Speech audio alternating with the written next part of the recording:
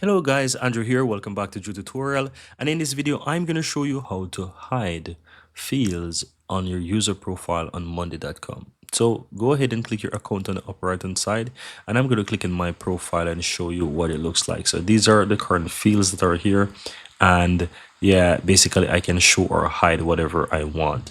So to do that, again, click your account, click on administration and expand customization. Click on user profile.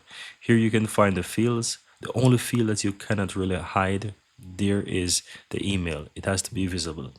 Anything else that you want to hide, you can simply hide them. I also want to mention to you that if you want to hide, for example, a field that you created, you just need to delete it. It's not going to allow you to hide the field, but you can just delete it. Otherwise, you can just go ahead and just remove the content on that field that you don't want. So you can just simply go ahead and go back and just remove the name of that team that you're a part of, or just simply come here and delete the field entirely.